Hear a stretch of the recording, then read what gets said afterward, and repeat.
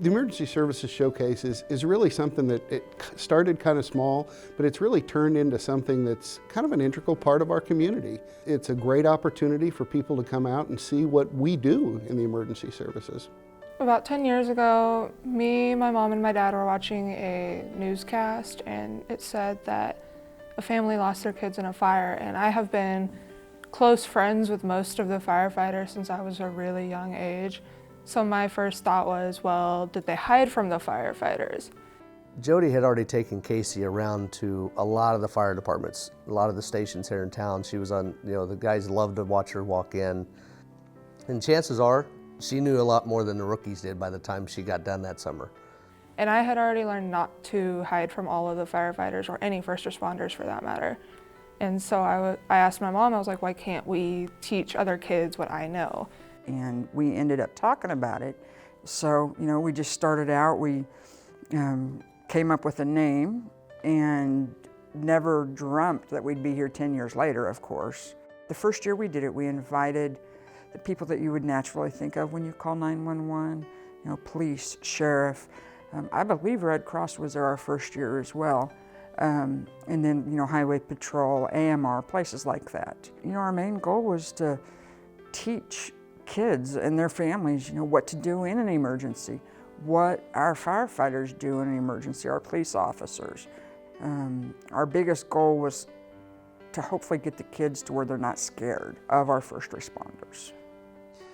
What it does is it gives us an opportunity to create ambassadors in the community. Once the officer interacts with the citizen, it gives us a chance to create an ambassador from that citizen to go out and talk to their friends and family in a positive manner. It gives a chance to network within the community. You find out that there's people that want to do something or they want to help out.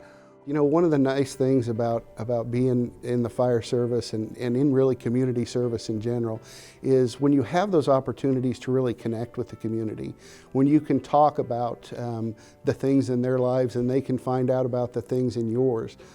I feel like I've accomplished something because I know that there's so many kids out there that don't know what a firefighter will sound like with his mask on or what to do if a cop comes to your house. And knowing that we've taught the kids not to be scared just kind of makes me feel like, hey, that's one less kid we have to worry about.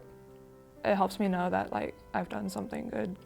I think that when somebody mentions the Emergency Services Showcase, I see Kasey's face. I hear Kasey's voice. She has started running the showcase. Last year, she actually took control and did everything I would have normally have done. Give or take a few things that just a 15-year-old kid can't do. To see her take over the showcase, and it really hit me last year when she did the opening ceremonies. I had to go behind the tent and cry. I did. It was cool. The showcase wouldn't be the showcase if it weren't for Kasey. Even just people that are coming to the event will just walk up and say, thank you, it's helped my child, or thank you, it's helped me, even if I am an adult. It's helped me realize that first responders are there for good, not to harm you or anything. It makes us realize, like me and my mom realize, that we've done something good and this just hasn't all gone to waste.